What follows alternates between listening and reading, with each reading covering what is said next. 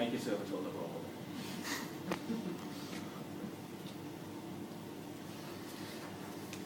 Right, hot shower. You can just go jump in a cold lake. Generally not very, it's refreshing but not really pleasant. You can buy a solar shower for about £5. Hang it up all day and it might be lukewarm. So a good way to sort of alter that is get some rope. If you get a carabiner, obviously you can throw the rope over a tall tree branch. The bark is going to grip the rope really well, so when you have a big heavy bag of water to hoist up, it's not going to go anywhere. So you throw one rope up, tie it to one of these, hoist it up, and then a second rope through there, so it's going to slide really easily. So you can raise and lower as you need. Get a long tube like that, and replace that. Generally they come with a tube that's about that long, which doesn't give you a whole lot of water pressure, because the gravity doesn't have long to kind of get it going.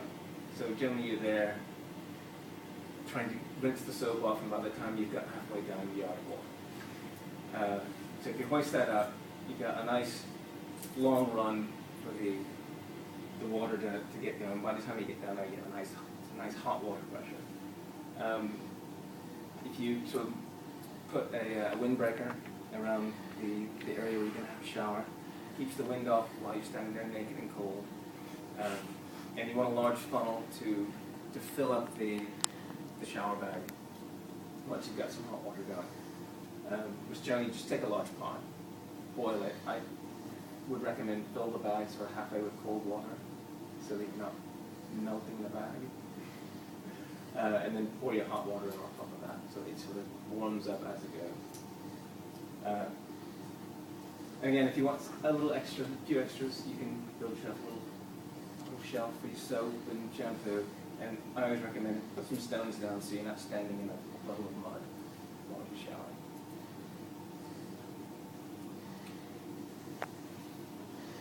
Tents.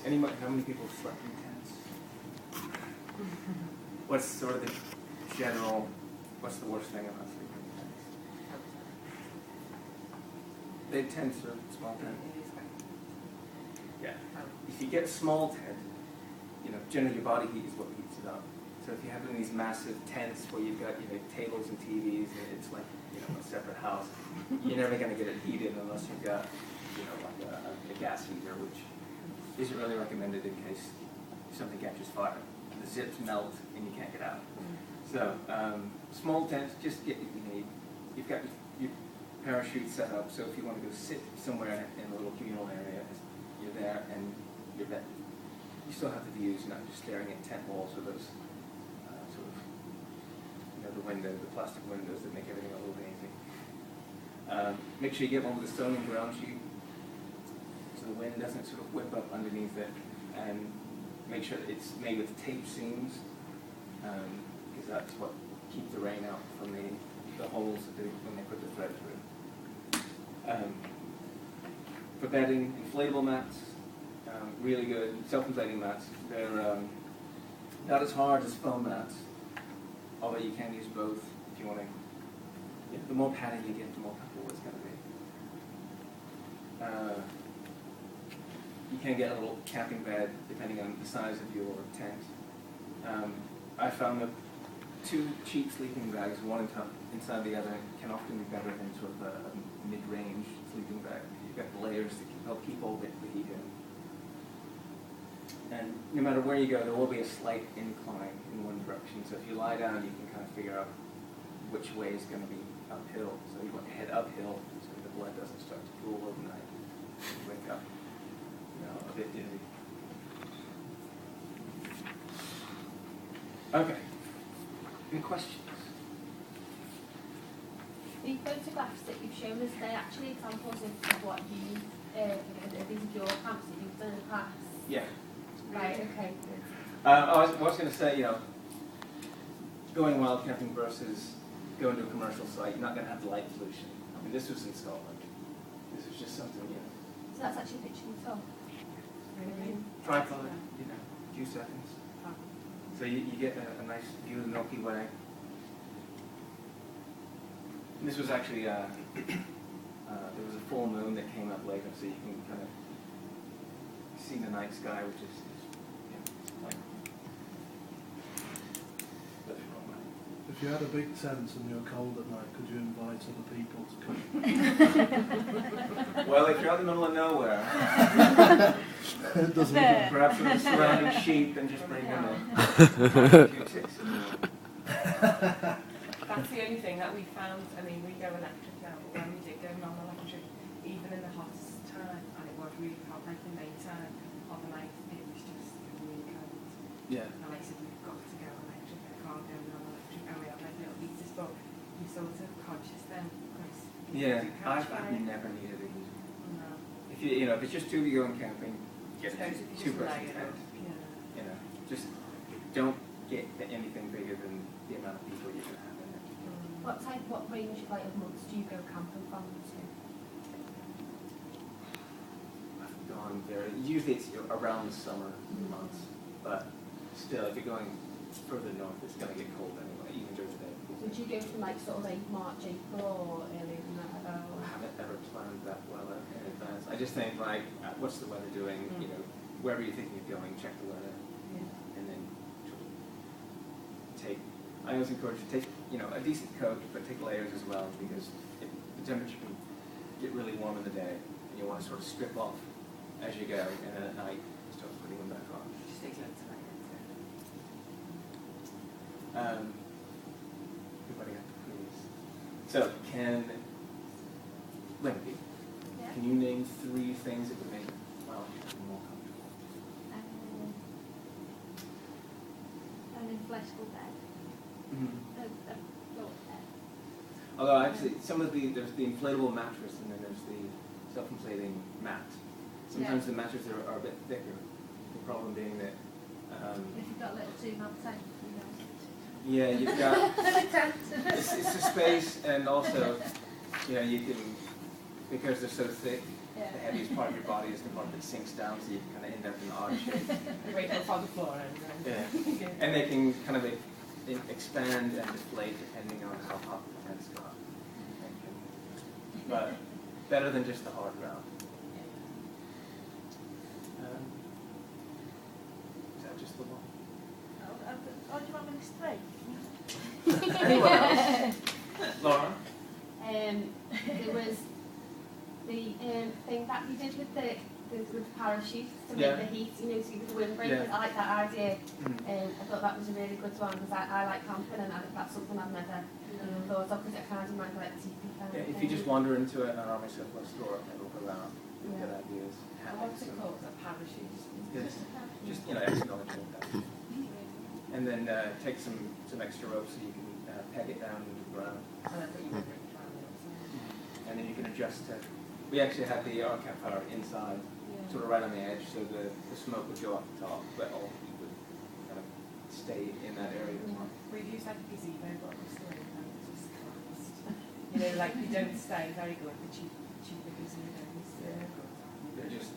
They're essentially factories Yeah. themselves. Yeah, you just get it. One more? Yeah, absolutely. I'm a big fan of the shower. Just make sure you keep an extra couple of bottles at your feet in case you run out and you're still covered.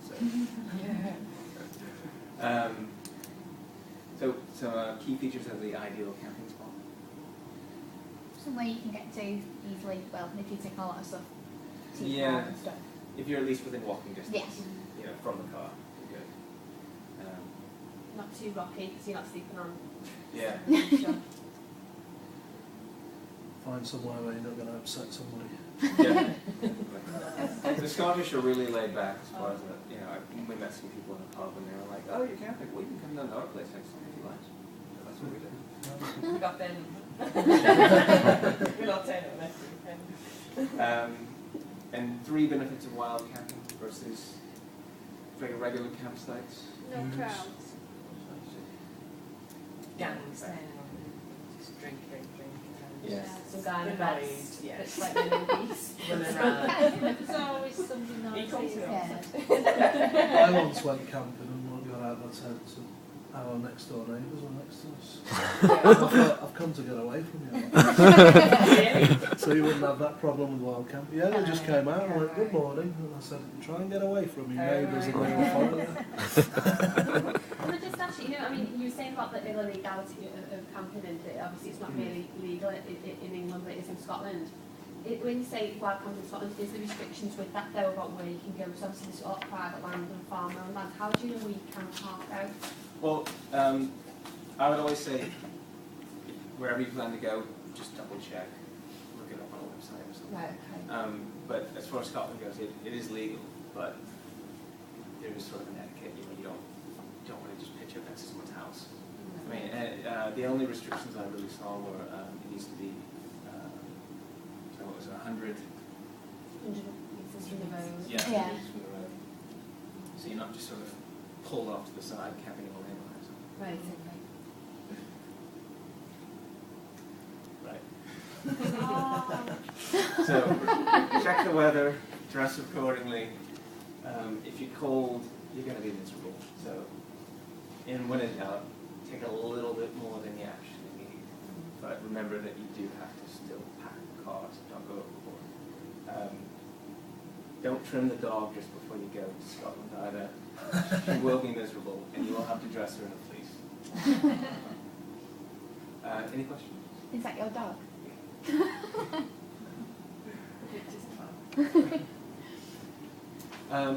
So, in conclusion, if you're planning to go wild camping, just check where you're going, check the laws,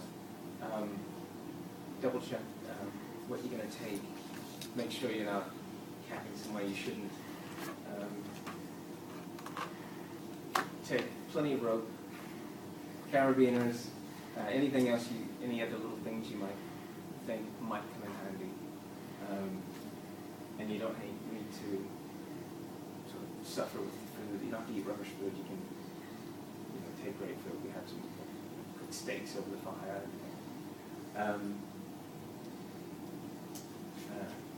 That's it. Any other questions?